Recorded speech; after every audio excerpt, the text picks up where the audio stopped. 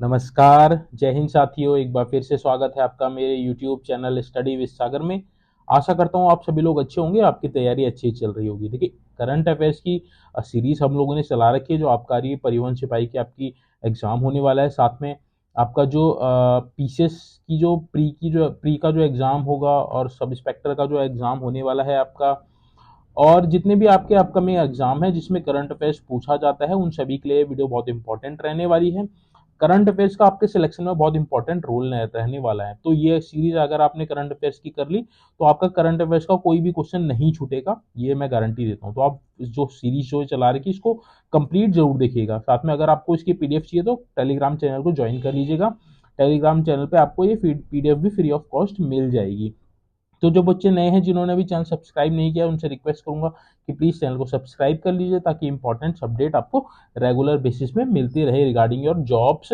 और जितने भी सब्जेक्ट्स हैं like current affairs, general knowledge, Uttarakhand G K, आपका इकोनॉमी हो गया, और जितने भी आपके पेपर में क्वेश्चंस आते हैं, उन सभी की वीडियोस यहाँ पे रेगुलर बेसिस में डाली जाती हैं, जो आपके एग्जाम्स की दृष्टि से बहुत इंपॉर्टेंट रहते हैं। तो आप चैनल को सब्सक्राइब कर लीजिएगा ताकि आपको हेल्प मिल सके आपका एग्जाम क्रैक करने में। तो चलिए, आज का जो करंट अफेयर्स का जो सेशन है ये 7th क्लास रहने वाली है, इसको हम लोग यहाँ पे डिस्कस कर लेते हैं। पहला क्वेश्चन देखते हैं, सरकार ने किस संगठन को नवरत्न का दर्जा दिया है? तो देखिए, नवरत्न कंपनियां होती हैं। तो हाल ही में देखिए, जो इरेडा है उसको नवरत्न का दर्जा दिया गया सरकार ने। तो इरेडा देखिए 1987 में इसकी स्थापना हुई थी। इसकी अगर हम फुल फॉर्म की बात करें तो इरेडा, आई से आपका इंडियन, आर से आपका रिन्यूएबल, ई से आपका एनर्जी, डी से आपका डेवलपमेंट, ए से एजेंसी। तो आपको ये याद रखना, Indian renewable energy development agency IREDA की फुल फॉर्म है। इसको हाल ही में नवरत्न कंपनी में शामिल किया है। अब देखिए, टोटल कितनी नवरत्न कंपनियां हो गई? इससे पहले 16 थी, अब इरेडा को ऐड करके 17 नवरत्न कंपनियां हो गई। तो कई बार पूछ लेता है एग्जाम में कि भारत में कितनी नवरत्न कंपनियां, तो आपने कितनी बताना है? 17 बताना है। अगर हाल ही में पूछा कि किसको शामिल किया गया, तो इरेडा को शामिल किया गया है, Indian renewable energy development agency. अगर हिंदी में इसकी हम बात करें तो भारतीय अक्षय ऊर्जा विकास संस्था इसका नाम है। तो ये इतनी चीजें आपको इससे याद रखनी है। आगे बढ़ते अगला क्वेश्चन देख लेते हैं। अगला क्वेश्चन है आपका, ग्रेट निकोबार की किस आदिवासी समूह ने पहली बार मतदान में भाग लिया? तो देखिए, जो हमारा जो यूटी है, अंडमान निकोबार, उसकी एक आदिवासी समूह है, अनुसूचित जनजाति का ये समूह है जिसने पहली बार मतदान में भाग लिया है। तो कौन सी जनजाति है ये आपकी सोपेन जनजाति है। ये आपकी एसटी कैटेगरी में आती है, सोपेन जनजाति।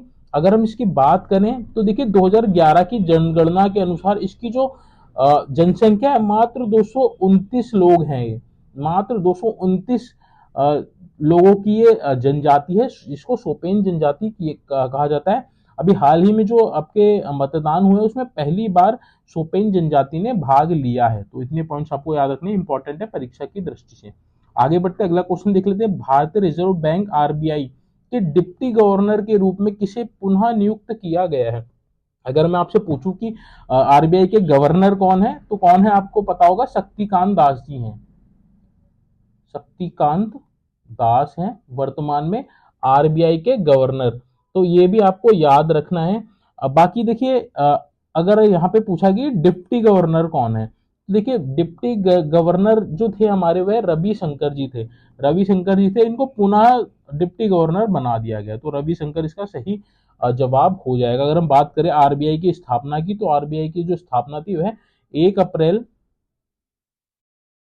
1935 को हुई थी। 1 अप्रैल 1935 को हुई थी। तो ये भी आपको याद रखना है। अगर हम बात करें इसका मुख्यालय, तो देखिए, जब ये बना था, आरबीआई जब बना था, उस समय इसका मुख्यालय कोलकाता था, कैलकाटा था उस समय।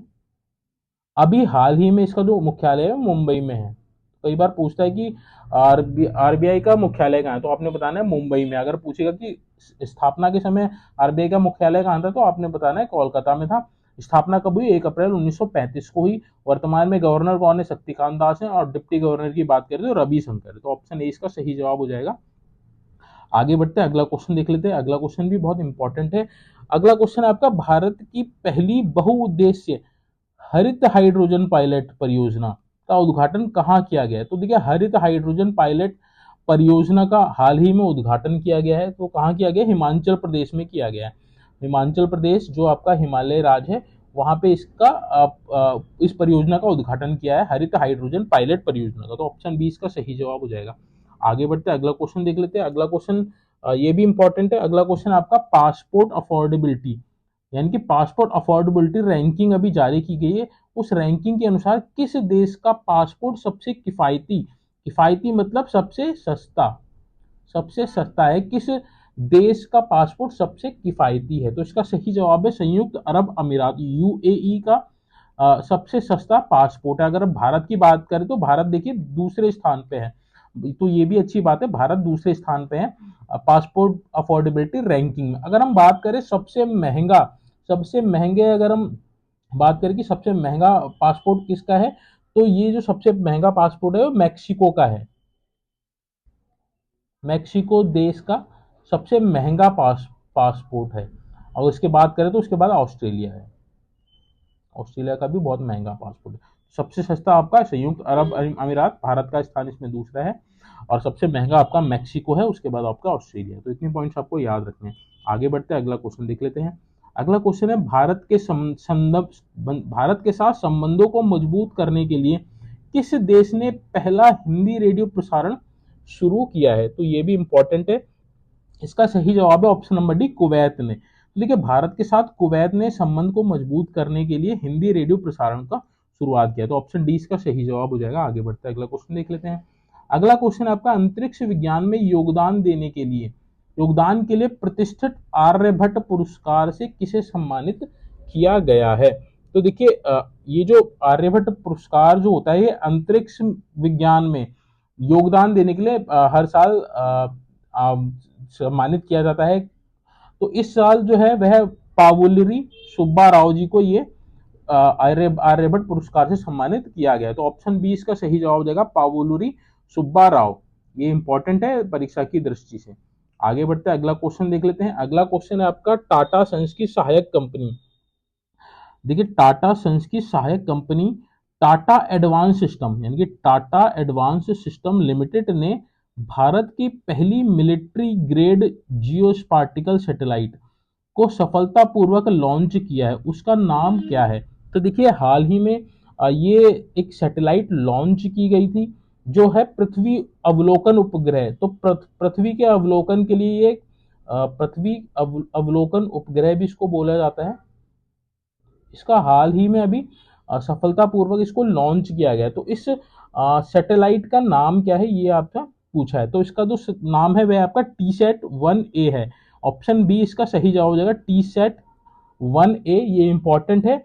ये देखिए, 7 अप्रैल 2024 को, 7 अप्रैल 2024 को कैनेडी स्पेस सेंटर, कैनेडी, ये भी आपको याद रखना कहाँ से इसको वो किया, लॉन्च किया, Kennedy space centre, Florida, Florida USA, यानी कि अमेरिका के कैनेडी स्पेस सेंटर से इसको लॉन्च किया गया है। इसको लॉन्च किस रॉकेट के द्वारा किया गया है? तो स्पेस फॉल्कन द्वारा, space Falcon, space x Falcon 9 द्वारा इसको प्रक्षेपित किया गया। तो इसका नाम याद रखना है, TSAT-1A। ये क्या है? पृथ्वी अवलोकन उपग्रह है। आगे बढ़ते हैं, अगला क्वेश्चन देख लेते हैं। अगला क्वेश्चन है 9 आपका, रक्षा मंत्रालय ने 8 अप्रैल 2024 को, देखिए अगला क्वेश्चन, रक्षा मंत्रालय ने 8 अप्रैल 2024 को कहां पहले त्रिसेवा सम्मेलन, इसका नाम है परिवर्तन चिंतन, का आयोजन किया है? तो देखिए, हाल ही में जो हमारे तीनों सेनाएं हैं आपकी, थल सेना, वायु सेना और आपका जल सेना, तो तीनों सेनाओं के बीच में ये त्रिसेवा सम्मेलन हुआ है, जिसका नाम है परिवर्तन चिंतन। इसकी अध्यक्षता की बात करें तो हमारे जो CDS हैं, CDS यानी कि चीफ डिफेंस स्टाफ जो है हमारे वर्तमान में, कौन है? अनिल चौहान जी हैं। अनिल चौहान जी है, इनकी अध्यक्षता में ये त्रिसेवा सम्मेलन जिसका नाम है परिवर्तन चिंतन का आयोजन किया गया है। यहाँ पूछा है कि कहाँ किया गया, तो ये नई दिल्ली में किया गया था। तो ऑप्शन ए इसका सही जवाब हो जाएगा, इंपॉर्टेंट है परीक्षा की दृष्टि से। आगे बढ़ते हैं, अगला क्वेश्चन देख लेते हैं। अगला क्वेश्चन है आपका, किसने कोरोमंडल इंटरनेशनल लिमिटेड के कार्यकारी अध्यक्ष का पदभार ग्रहण किया है? तो कोरोमंडल इंटरनेशनल लिमिटेड ये जो कंपनी है, इसके कार्यकारी अध्यक्ष का पदभार जो ग्रहण किया है वह अरुण अलगप्पन ने किया है। तो ऑप्शन सी इसका सही जवाब हो जाएगा। कोरोमंडल इंटरनेशनल लिमिटेड के कार्यकारी अध्यक्ष कौन है? अरुण अलगप्पन। तो ऑप्शन सी इसका सही जवाब हो जाएगा। आगे बढ़ते हैं, अगला क्वेश्चन देख लेते हैं। अगला question, ICC T20 world cup 2024 का ब्रांड एम्बेसडर किसे बनाया गया है, नियुक्त किया गया है? तो देखिए अभी हाल ही में या जून में शायद आपका आईसीसी T20 वर्ल्ड कप होने वाला है, तो उसके ब्रांड एम्बेसडर के रूप में जो हमारे भूतपूर्व क्रिकेटर हैं युवराज सिंह, उन्हें ब्रांड एम्बेसडर बनाया गया है। इनके साथ साथ देखिए जो हमारे जो जो उसेन बोल्ट है, जो आपके धावक हैं उसेन बोल्ट हैं, जिन्होंने कई ओलंपिक मेडल जीते हैं, उसेन बोल्ट हो गया आपका, और क्रिस गेल जो आपके वेस्ट इंडीज के बैट्समैन हुआ करते थे खतरनाक, तो उनके साथ युवराज सिंह को भी ब्रांड एम्बेसडर बनाया गया है। तो इनको तो बनाया गया था अभी हाल ही में, युवराज सिंह को भी brand ambassador T20 world cup जो होने वाला है उसका ब्रांड एम्बेसडर बनाया। तो ऑप्शन 20 का सही जवाब हो जाएगा। आगे बढ़ते हैं, अगला क्वेश्चन देख लेते हैं। 35वें गोल्ड मैन इन्वायरमेंट पुरस्कार, तो गोल्ड मैन इन्वायरमेंट पुरस्कार 2024 से किसे सम्मानित किया गया है? तो देखिए इसका सही जवाब है ऑप्शन ए आलोक शर्मा, आलोक शुक्ला। आलोक शुक्ला को 35वें गोल्डन इन्वायरमेंट पुरस्कार 2024 से सम्मानित किया गया है। ये जो आलोक शर्मा है छत्तीसगढ़ के पर्यावरण विद हैं, तो ये भी याद रखिएगा, कई बार पूछ सकता है कि ये कहाँ से बिलोंग करते हैं, तो आपने बताना है छत्तीसगढ़ से। और ये क्या है, तो एक ये पर्यावरण विद हैं। तो ये जो पुरस्कार है देखिए ये गोल्डन मैन इन्वायरमेंट फाउंडेशन द्वारा प्रदान किया जाता है। तो ये भी आपको याद रखना है, गोल्डन मैन एनवायरमेंटल फाउंडेशन द्वारा ये प्रदान किया जाता है। और इसको ये जो आपका गोल्डन मैन इन्वायरमेंट पुरस्कार होता है, इसको ग्रीन नोबल के नाम से भी जाना जाता है। तो ये भी आपको याद रखना है, ये भी इंपॉर्टेंट है, ग्रीन नोबल के नाम से भी जाना जाता है। कई अगर ये भी पूछ सकता है कि 35वां ग्रीन नोबल पुरस्कार 2024 से किसे सम्मानित किया है, तो आपने बताना आलोक शर्मा, या फिर गोल्डन इन्वायरमेंट पुरस्कार ग्रीन नोबल इसी को कहा जाता है। तो ये भी इंपॉर्टेंट है, आप इसको देख लीजिएगा। आगे बढ़ते हैं, अगला क्वेश्चन देख लेते हैं। अगला क्वेश्चन है आपका, एबेल पुरस्कार 2024 से किसे सम्मानित किया गया है? तो एबेल पुरस्कार जो है ये आपका क्या बोलते हैं कि प्रतिवर्ष उत्कृष्ट अंतर्राष्ट्रीय गणितज्ञों को, यानी कि मैथमेटिक्स के क्षेत्र में दिया जाता था। जो आपके उत्कृष्ट होते हैं इंटरनेशनल मैथमेटिशियन होते हैं, उनको ये दिया जाता है। तो मैथ्स की फील्ड में यानी कि गणितज्ञ को यह दिया जाता है। ये 2002 से स्टार्ट किया गया था, और जो हमारी जो नॉर्वेजियन सरकार है, यानी कि नॉर्वे की जो सरकार है, नॉर्वे द्वारा ये दिया जाता है, नॉर्वे देश है उसकी सरकार द्वारा ये एबेल पुरस्कार दिया जाता है। तो इस साल 2024 के लिए ये मिशेल टेल ग्रैंड को दिया गया है। ऑप्शन नंबर डी सही जवाब हो जाएगा, एबेल पुरस्कार 2024 मिशेल टेलाग्रैंड को दिया गया है। ये गणितज्ञ को दिया जाता है प्रत्येक वर्ष। आगे बढ़ते हैं, अगला क्वेश्चन देख लेते हैं। अगला क्वेश्चन, किस देश ने प्रधानमंत्री, हमारे देश के जो वर्तमान में जो प्रधानमंत्री श्री नरेंद्र मोदी जी को अपने देश के सर्वोच्च नागरिक सम्मान order of the Druk Gyalpo से सम्मानित किया गया है? तो किस देश ने किया है? तो ये किया है आपका भूटान देश ने। तो भूटान देश ने हमारे जो देश के प्रधानमंत्री हैं श्री नरेंद्र मोदी जी को अपने देश के सर्वोच्च नागरिक सम्मान order of the Druk Gyalpo से सम्मानित किया गया है। तो भूटान का ये सर्वोच्च नागरिक सम्मान है। ये नरेंद्र मोदी जी जो है, नरेंद्र मोदी ये क्या बोलते हैं कि ये सम्मान प्राप्त करने वाले पहले विदेशी शासनाध्यक्ष होंगे। तो ये भी आपको याद रखना है। आगे बढ़ते हैं, अगला क्वेश्चन देख लेते हैं। अगला क्वेश्चन है आपका, किस देश ने प्रधानमंत्री नरेंद्र मोदी को अपने देश के, ये क्वेश्चन रिपीट हो गया है, चलिए हम आगे बढ़ते हैं। ये क्वेश्चन यहाँ पे रिपीट हो गया है, मैंने आपको ऑलरेडी बता दिया है यहाँ पे, भूटान। आगे बढ़ते हैं, अगला क्वेश्चन देख लेते हैं। अगला क्वेश्चन आपका वैश्विक शिक्षा एवं प्रशिक्षण प्रदर्शनी जीटेक्स 2024 का आयोजन कहाँ किया गया? तो देखिए वैश्विक शिक्षा एवं प्रशिक्षण प्रदर्शनी 2024 का जो आयोजन है वह यूएई में किया गया। तो ऑप्शन ए इसका सही जवाब हो जाएगा। इंपॉर्टेंट है, आप याद रखिएगा इसको। आगे बढ़ते हैं, अगला क्वेश्चन देख लेते हैं। अगला क्वेश्चन आपका किस देश की फूड एजेंसी ने एथिलीन ऑक्साइड की मौजूदगी के कारण भारत के मसाला उत्पाद को बाजार से हटाने का आदेश दिया? तो भारत के जो मसाले हैं अपने अपने बाजार में उनको बैन कर दिया। तो एथिलीन ऑक्साइड के कारण तो किस देश ने किया है? तो इसका सही जवाब है ऑप्शन नंबर बी, सिंगापुर ने। सिंगापुर ने भारत के जो मसाले हैं उनको अपने बाजार में बैन कर दिया है। तो ऑप्शन बी इसका सही जवाब हो जाएगा। आगे बढ़ते हैं, अगला क्वेश्चन देख लेते हैं। अगला क्वेश्चन बहुत इंपॉर्टेंट है। विश्व पृथ्वी दिवस 2024 की थीम क्या है? तो देखिए आप सभी को पता होगा कि 22 अप्रैल को हमारा वर्ल्ड अर्थ डे यानी कि विश्व पृथ्वी दिवस मनाया जाता है। तो इस वर्ष ये इसकी जो थीम है वह आपकी क्या है? आपकी जो थीम है वह आपकी प्लैनेट वर्सेस प्लास्टिक, ये इसकी थीम है, यानी कि ग्रह बनाम प्लास्टिक हो जाएगा। ऑप्शन नंबर ए इसका सही जवाब हो जाएगा। इंपॉर्टेंट है परीक्षा की दृष्टि से। हिंदी में इसको ग्रह बनाम प्लास्टिक बोलेंगे और इंग्लिश में प्लैनेट वर्सेस प्लास्टिक। तो आपको याद रखना इंपॉर्टेंट है। आगे बढ़ते हैं, अगला क्वेश्चन देख लेते हैं। अगला क्वेश्चन है आपका 16वें भविष्य ऊर्जा शिखर सम्मेलन 2024 का आयोजन कहां पर किया गया? यानी कि 16वां वर्ल्ड फ्यूचर एनर्जी शिखर सम्मेलन कहाँ 2024 का आयोजन कहाँ किया गया है? तो संयुक्त अरब अमीरात के आबू धाबी में किया गया है। आबू धाबी में किया गया है। तो इंपॉर्टेंट है परीक्षा की दृष्टि से, यूएई में किया गया है हमारा 16वां विश्व भविष्य ऊर्जा शिखर सम्मेलन 2024, यानी कि वर्ल्ड फ्यूचर एनर्जी शिखर सम्मेलन 2024 का आयोजन संयुक्त अरब अमीरात आबू धाबी में किया गया है। आगे बढ़ते हैं, अगला क्वेश्चन देख लेते हैं। अगला क्वेश्चन है आपका अमेरिकी राष्ट्रपति के गोल्ड वॉलंटियर सर्विस पुरस्कार। तो ये अमेरिकी राष्ट्रपति का गोल्ड वॉलंटियर सर्विस पुरस्कार से किसे सम्मानित किया गया है? ऑप्शन यहाँ पे आपको दे रखे हैं 4। आचार्य मुनि विद्यासागर, आचार्य लोकेश मुनि, आचार्य नक्षत्र, आचार्य जयपाल। तो इसका सही जवाब है ऑप्शन नंबर बी, आचार्य लोकेश मुनि। आचार्य लोकेश मुनि को अमेरिकी राष्ट्रपति के गोल्ड वॉलंटियर सर्विस पुरस्कार से सम्मानित किया है। अगर हम बात करें अमेरिका के वर्तमान में जो प्रेसिडेंट है तो कौन है? जो बाइडेन है। तो जो बाइडेन वर्तमान में अमेरिका के राष्ट्रपति हैं, जो 46वें राष्ट्रपति हैं अमेरिका के 46वें राष्ट्रपति हैं। तो ये भी आपको याद रखना है।